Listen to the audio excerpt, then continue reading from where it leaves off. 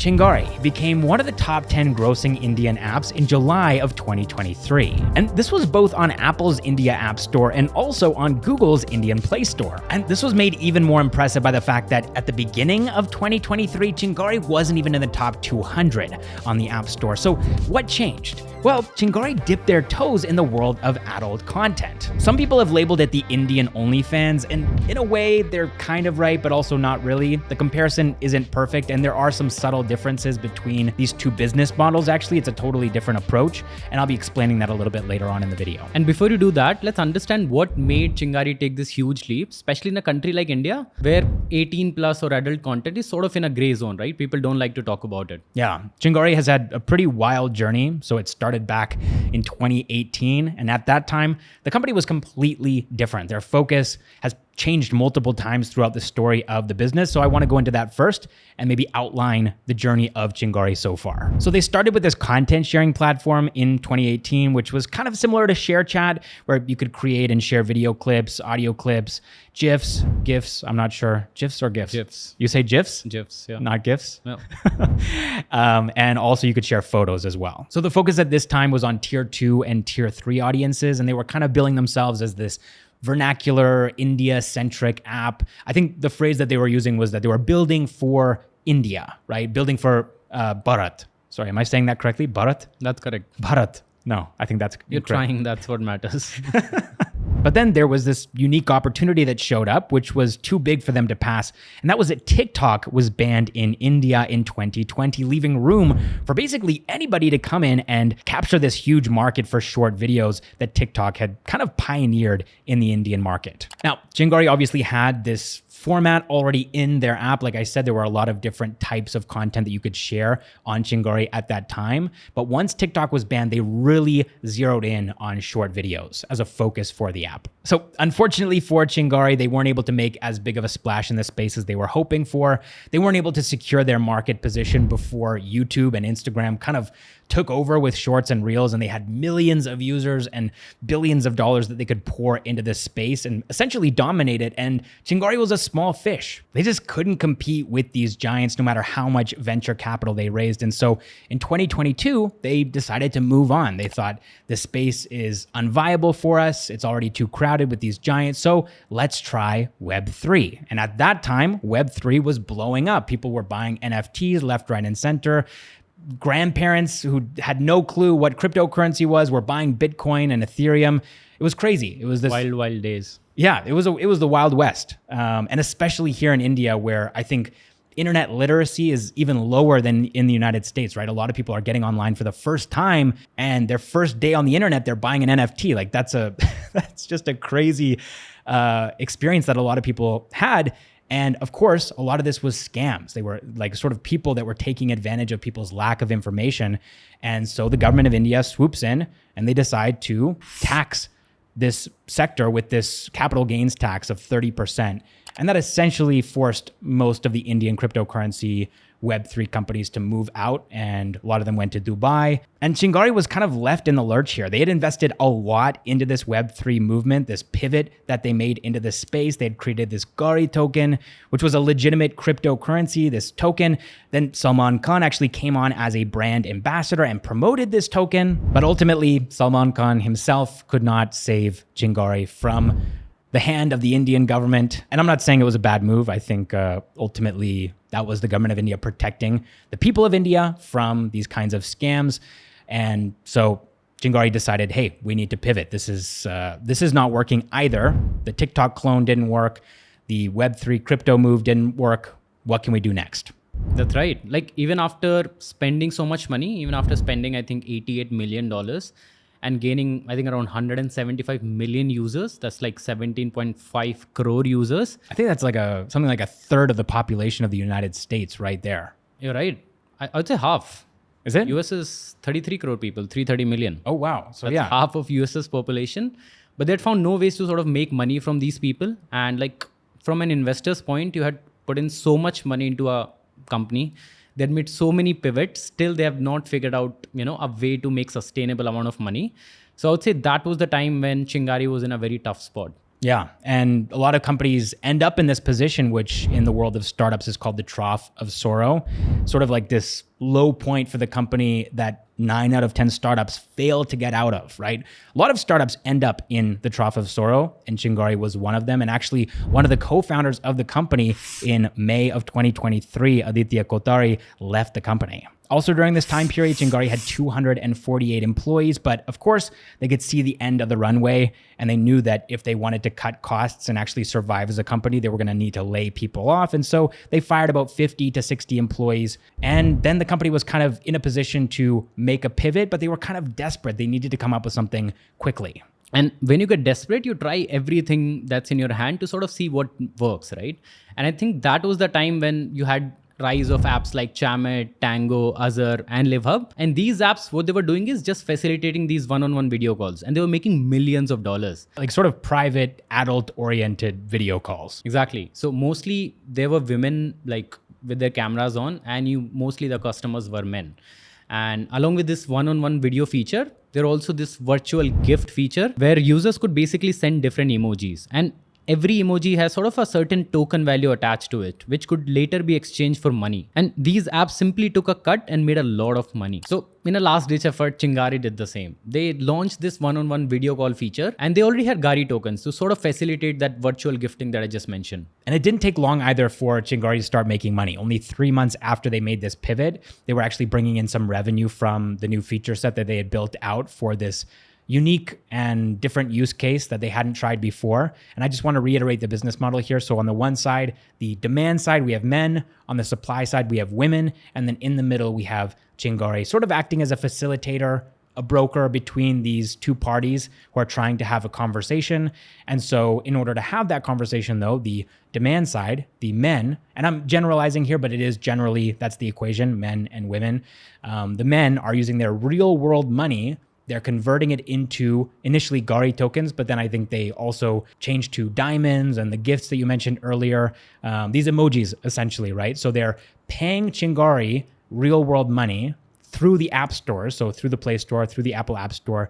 Those app stores are taking a percentage. Their normal, I think it's usually 30% or something like that. And then Chingari is getting the rest. Then they take their own cut, and then they hand out the demand side men these emojis, and then the men can use those emojis to pay for the supply side, which are the women. And then based on the number of emojis that these women are receiving from the men, they get paid out by Chingari in real world currency. So that's how the entire Chingari ecosystem works. And when I think of that business model, it's sort of confusing to me, because when I think of adult content, isn't most of it available for free on the internet? So like, how did we end up here? What makes people to pay such big amount of money to see that content? Yeah, I think there would actually be some users that would be considered whales, right? People who are actually spending probably like in the thousands or tens of thousands of rupees to interact with the women on this Chingari app. But actually, it's not always been that way on the internet. So what you're describing here is the reality right now. There's a lot of free adult-oriented content online that you can access without paying a single rupee. But back in the early days of the internet, things were very different. And it actually sort of came full circle with OnlyFans becoming popular, where we finally moved back to that model where the content creator themselves is able to generate income from the content that they're producing. So I want to take you all the way back to 1993. So this was the year that the internet really opened up to the general public for the first time. And just 2 years later, in 1995, the first adult content website was created, not by a nerd, not by some neckbeard in their parents' basement with a bunch of free time, but actually by an adult dancer, a woman by the name of Danny Ash. So she had learned HTML programming during a vacation and decided to launch her own website, which she called Danny's Hard Drive, which is a brilliant, clever name, by the way. And so basically what she was able to do here was paywall all of the content that she herself was producing. And it became one of the first online internet subscription businesses in existence. And eventually she was making so much money that she could hire other models, other women mainly, to come and make content for the site as well. And at one point she was making more than $5 million every single year from this website. And what's really surprising to me is in 1995, we had this great business model, right? Sort of direct to customers. You're selling your content direct to your customers, sort of D2C that we say in today's language. And that period was followed by a lot of free adult content. And most of this free content is dominated by just one company, MindGeek. Yeah, and this company is actually owned by Ethical Capital Partners, which, first of all, is a really weird name to give an adult content company. Ethical, but also it's Canadian. And people in Canada talk about the fact that this is a Canadian company all the time. Many people are surprised to hear that for the first time, assuming that it's an American company, but it's not. And also the model that they're following here is really similar to YouTube. In fact, a lot of these adult content oriented platforms have the word tube in them because they kind of model themselves after YouTube, where anyone can upload anything except adult content. That was the way that YouTube was structured. And so these platforms saw this as an opportunity to do the opposite, where anyone can upload anything, but it has to be adult oriented. And that period did last for a long time, but it sort of came full circle with OnlyFans. What Danny Ash started in 1995, sort of OnlyFans started to do in 2016. So now users can just pay a subscription fee to their favorite creator and just consume one-on-one content. Yeah, and I think to answer that question that we were talking about earlier of why would people pay for something like OnlyFans, why would they pay a subscription when there's so much content freely available? And let's just ignore ethics and morality for a second and just look at consumer psychology and really human psychology. I think we all want to connect with people. That's why we date people. That's why we get married. We want to have a human connection. Otherwise, we feel lonely and sad. And so I think people search for that connection on these free platforms, but they don't find it there because the content is already produced. It's pre-produced, right? It's uploaded and you're just consuming it as a consumer, but you're not able to interact with the creator. Whereas with OnlyFans, you feel like you're having an interaction, even though you're just subscribing, but it kind of feels like you're supporting them, you're giving them money, and in exchange, you're getting a kind of relationship. It's not a full relationship, but it's a digital relationship, and it's enough to somewhat satisfy that desire to have connection. And OnlyFans was kind of taking a page out of Patreon's book, where they actually pioneered this model for the most part, where everyday people can support the creators that they like, and in exchange, they gain access to exclusive content that's created by that content creator. And it's a recurring monthly payment. So it doesn't matter how much content they consume. It doesn't matter how much time they spend sort of interacting with that creator via the Patreon platform, or in the case of adult content, the OnlyFans platform.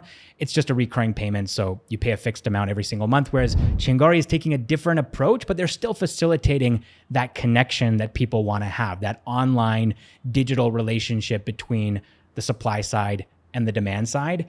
And the difference is that you pay for every minute that you're spending with the woman or man that you're having this online relationship with. And so you're paying them in diamonds, you're paying them in gifts, and that's a bit of a different model, right? It's more of a microtransaction oriented relationship, whereas OnlyFans is more of a recurring monthly subscription relationship. So the business model that you just described, this OnlyFans business model, where you pay for a monthly subscription, in India, companies took a different route, and that business model came from China, actually. Here, you're just paying for that one phone call. And one reason is you would have heard that Asian societies are low trust societies, right? So people don't pay for subscription here, or at least they didn't do it 2010s or 2015.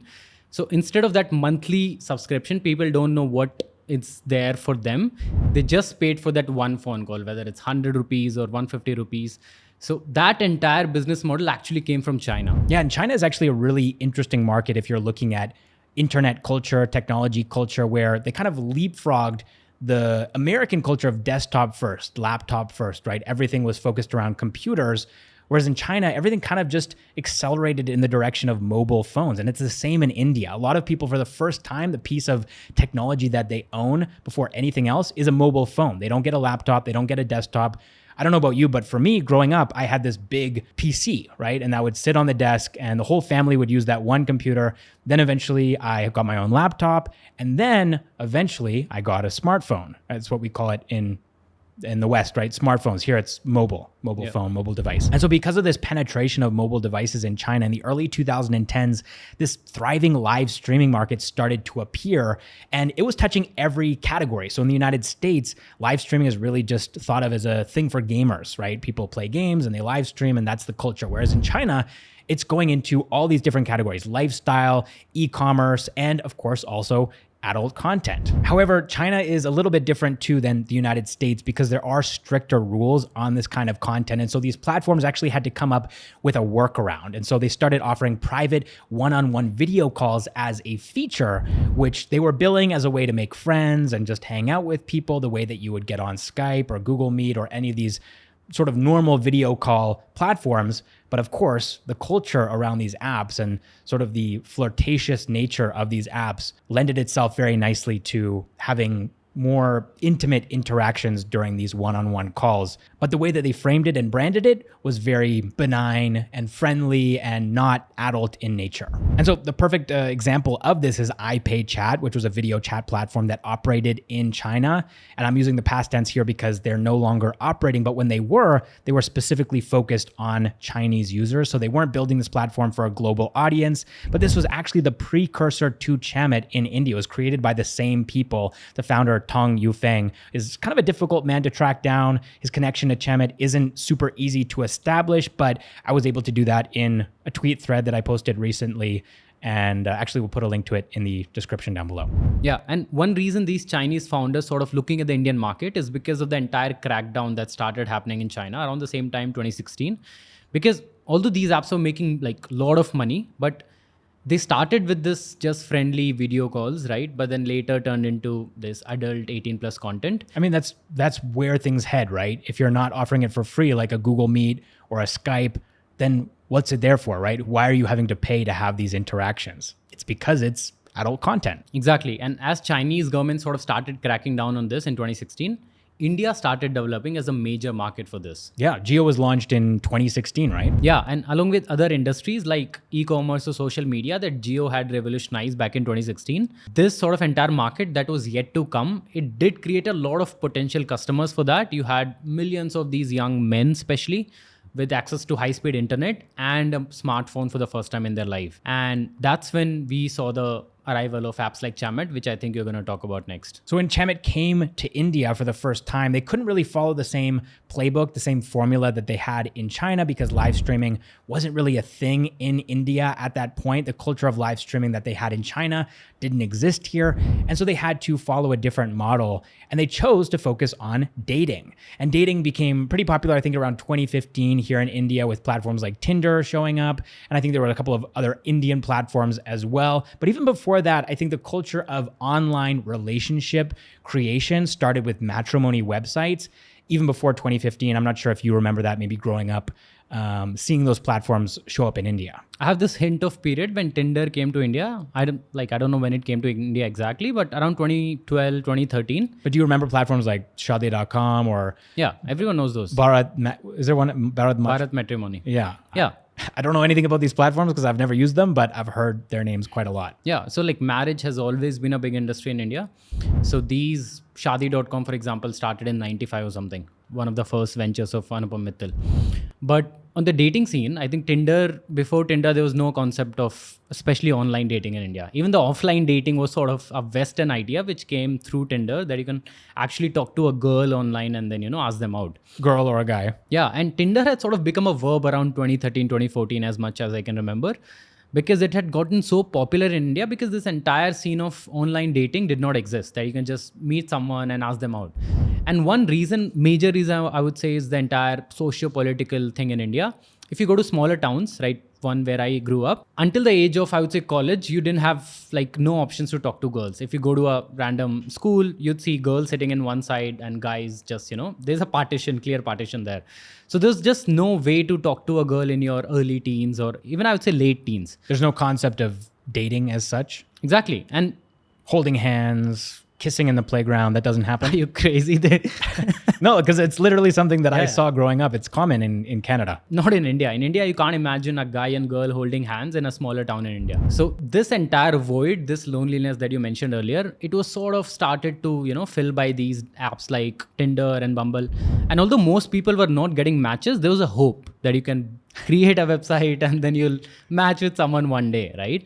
And that was sort of the first phase, or I would say precursor to this entire streaming thing that later was covered by sort of filled by apps like Chamet. Yeah, I feel like it's kind of a spectrum where on the one side you have platforms like Tinder, Hinge, Bumble, where if you're reasonably well educated, maybe you're somewhat good looking, you might match, you might connect, you might be able to hook up, or maybe you start a dating relationship, maybe you even get married. You have that connection that you're seeking as a human being. And then on the other side, we're talking about psychology here, right? On the other side, you're going to these free adult content websites where you're searching for that connection, but you're not really getting it. It's sort of one-sided. And so I feel like these live stream one-on-one, quote unquote, dating, networking platforms like Chingari, they're somewhere in the middle where no, you're probably not going to get married to this person. You're probably not even going to meet up with them in real life.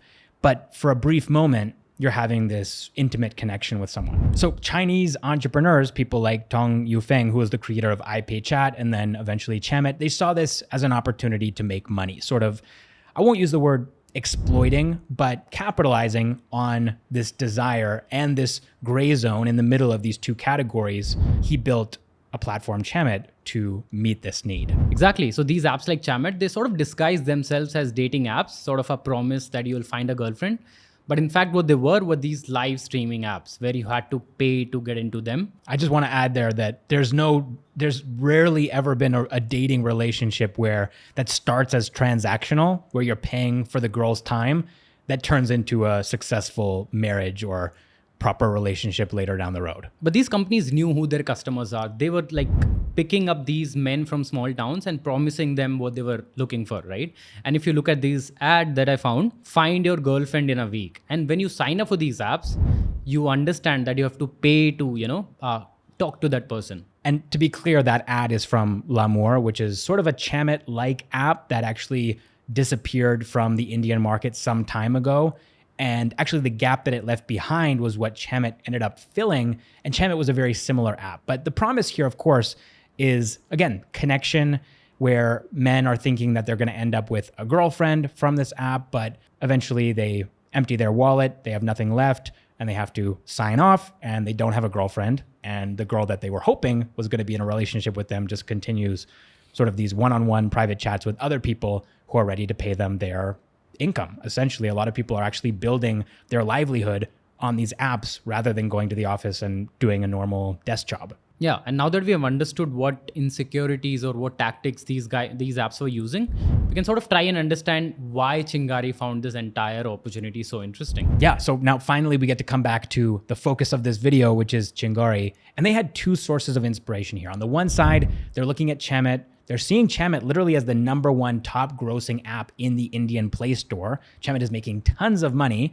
doing something that Chingari is really capable of doing themselves. They have the platform set up, they have the users, they even have funding. They could totally move in this direction. And then when they look at their users' behavior, they get their second source of inspiration, which is that on pretty much any social media platform in the world, people are going to push the limits of what's allowed, right? They might try to find that line between, am I violating the platform's policy when it comes to adult content?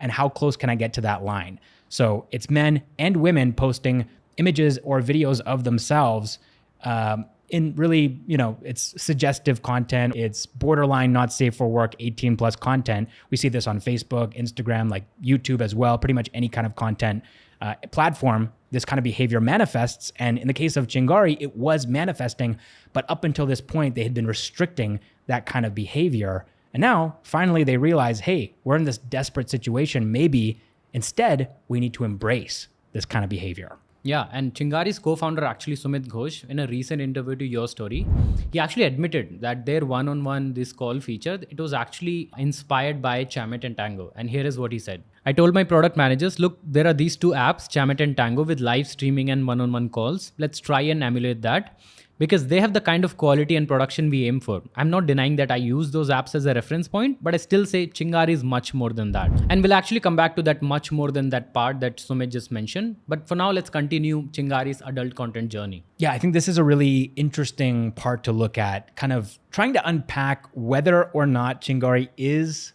not safe for work. Is it 18 plus? Is it an adult platform or not? Because if you just go to the homepage, it does feel more like networking, dating. You have a lot of women there, but they're not doing anything which would be considered illegal. it's mainly just chatting. You'll see women who are sitting on the bus doing a live stream. You'll see women in the kitchen peeling vegetables while they're doing a live stream.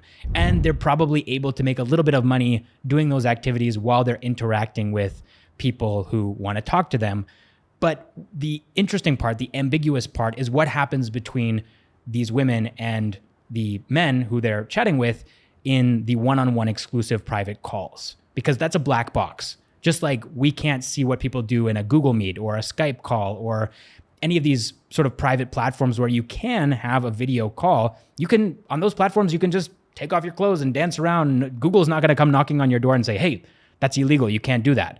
And it's the same way with Chingari. Technically, anything can happen on these one-on-one calls, but the difference between a platform like Google Meets or Skype and Chingari is the culture, the idea behind the app, the reason why people download the app in the first place. It's not just for platonic conversation. It's not for business conversations. It's specifically for dating. And one way to distinguish between apps like Google Meet, for example, or Chamit is the entire incentive process they have for women. Because, like, frankly, without women, there's no business, right? Yeah, Google Meets doesn't pay women to have conversations with men on their platform. Exactly. And to support that, there are a lot of these unaffiliated agencies, I would say, which are started in small towns by people. They contact these women on mobile or whatever, text messages, and then they onboard these women and then they take a cut, right? So if you onboard 10 women and they're making 10,000 rupees, you take whatever cut that is for you, right? And once Chamit sort of went out of the door, a lot of these agencies started doing the same work for Chingari. So I saw these many videos where people are literally hiring for Chingari agencies. Now, I think it's important to note that Chingari is not trying to, they don't want this kind of behavior to manifest. They don't want agencies to be popping up, unofficial agencies, unaffiliated with Chingari to be popping up and acting as middlemen between women and the Chingari app. And especially after what happened in 2022, where one of these unofficial agencies that was representing women who are using the Chamit app actually got raided by the Mumbai police and the owner was arrested. So I think they want to distance themselves from that kind of behavior. And also when it comes to the app itself and adult content on the app, they actually have a team of 40 people apparently that are just exclusively trying to catch people posting not safe for work content on the home page, the sort of consumer user facing side of the app. They don't want that behavior to be there on the app. And also they even are using AI now, computer vision, to try to catch some of these images or videos that might be popping up on the app as well. But in terms of the one-on-one private video call side of the app, I'm really not sure what kind of moderation or oversight they have over those conversations that are happening. I think it would be a bit intrusive to be watching and, you know, having someone secretly watching that interaction happen, and maybe using AI is the stopgap that they can use to ensure that not safe for work behavior is manifesting in that portion. But that's kind of a black box and we're not really sure what's going on there. So there might be no moderation as far as we know. Got it. And now that we have discussed why they decide to do it and what exactly are they doing, let's see if, you know, the entire monetization thing that they earlier struggled during 2020, let's see if, you know, pivoting into this, has it actually solved for them? Yeah, let's take a look at their earnings. So in the financial year of 2022, Chingari brought in 49.4 crore rupees as revenue, but their losses soared to 139.4 crore rupees. And this kind of behavior wasn't unusual in India's startup ecosystem, or the global startup ecosystem for that matter. At that time in 2022, it was still this big funding bubble that was going on. Everybody, there was it was sort of like a bull run, right? And then suddenly we enter into this funding winter, and companies like Chingari that didn't even have a monetization plan, they didn't really have a business model, a way of generating revenue, they're the ones that struggled. And so Sumit Ghosh actually talks about this in a recent tweet. He said that in 2022, markets turned mid of 2022, even though we were growing at 500K downloads a day, no VC would take a bite as there was no clear monetization plan. Yeah, that was a year ago. But if you take a look a year after that, it seems their pivot has actually worked. They recently announced that they have become profitable. So it seems they have been able to, you know, turn the business around. But let's take a look at what they are saying to media coverage about Chingari being an adult app or whatever they're claiming it to be. Yeah, so this comes back to what we had referenced earlier, the much more than that part where they're saying we're more than Chamit, we're more than Tango, we have more to offer. Because I think, this is just me speculating, but I think Sumit Ghosh is not too happy with the coverage of Chingari's pivot being labeled as adult content or not safe for work, because I don't think that that's really the way that they see themselves. I mean, yes, they do have this one-on-one private calling feature, but they also have other features on the platform as well. So the focus is not exclusively on this, although my guess is that a large percentage of their revenue is coming from that specific feature, but they also have the GARI token and the whole cryptocurrency Web3 angle of the app, which is still there. They haven't removed that. And in fact, it seems to be something that they're hoping at some point later on down the road is actually going to be more important. Yeah, and he does claim that the adult content is not allowed on their platform, but at the same time, he's also accepting it. So let me show you what is actually said on your story. I admit things are a bit controversial and there are chances that explicit things could happen, but anything could happen on a one-on-one platform. This could happen even on WhatsApp or Snapchat, but just to label Chingari for explicit content is wrong. We are just a platform. So it seems like he's accepting it and denying it at the same time. Which is what happens when a large percentage of your revenue, or maybe the majority of your revenue, is coming from adult content, but at the same time, adult content isn't really allowed in India. It's not like the United States where OnlyFans has thrived and a lot of these websites, free adult content has thrived. In India, adult content is illegal, at least the creation and distribution of that content. Consumption is okay, that's allowed, but distributing it is not allowed. And that would put Chingari in a position where if they were labeled as an adult content platform where nudity happens, then that would actually technically be illegal. They would be shut down. And so they can't be that, right? They know that they can't be that. And yet at the same time, like I said, the one-on-one video calling functionality of this app is a black box. And so nobody really knows what goes on inside of it. And he's right. Snapchat, WhatsApp, pretty much any of these platforms where you're able to have a video call, technically you can strip, right?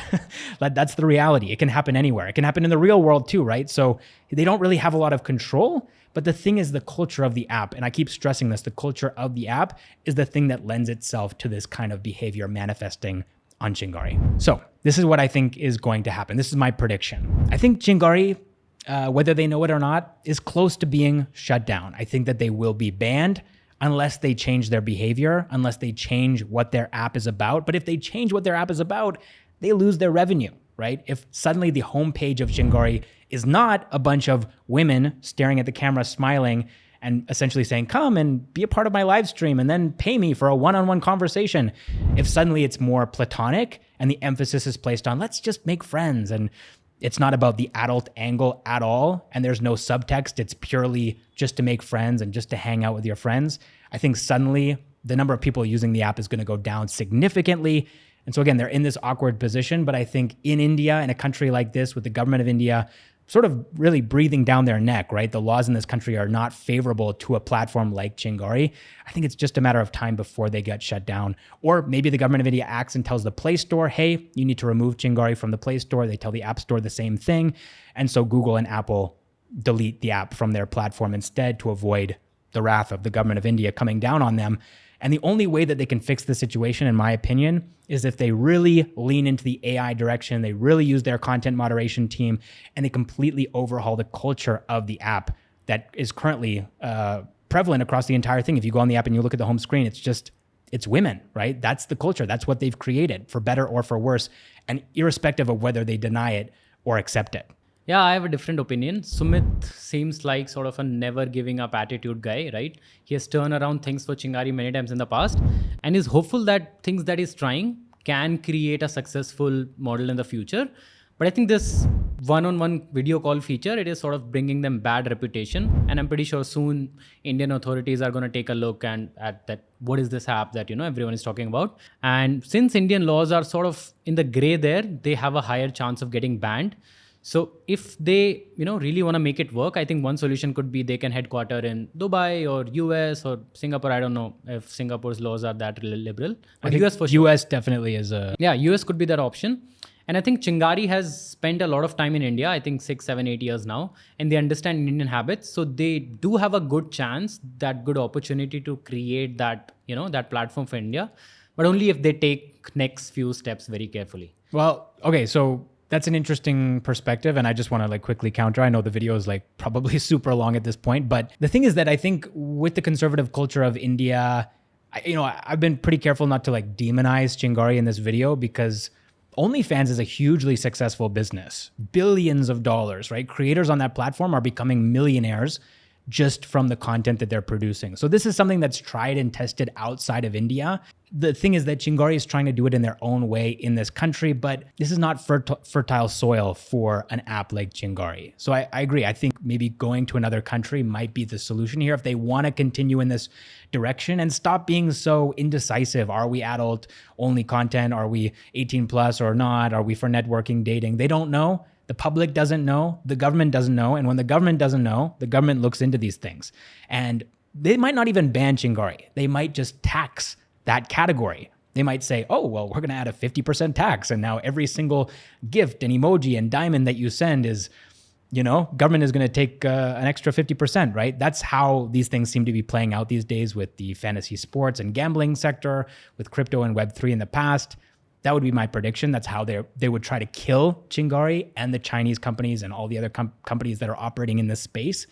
So I think my prescription, if anyone from Chingari is watching, is use some of the money that you have in the bank right now to maybe set up a office in the United States and register a company over there and get started doing sort of market penetration in the American market so that when the day comes, because in my opinion, it will come, it's not far off. My prediction would be by the end of 2023, maybe first half of 2024, if they're slow to act. I think it's coming. So get ready, Chingari. Anyways, I think let's wrap this up, yeah? And let us know your views about this entire Chingari thing in the comments. Should government ban this app outrightly, or should there an economy like US exist in India as well?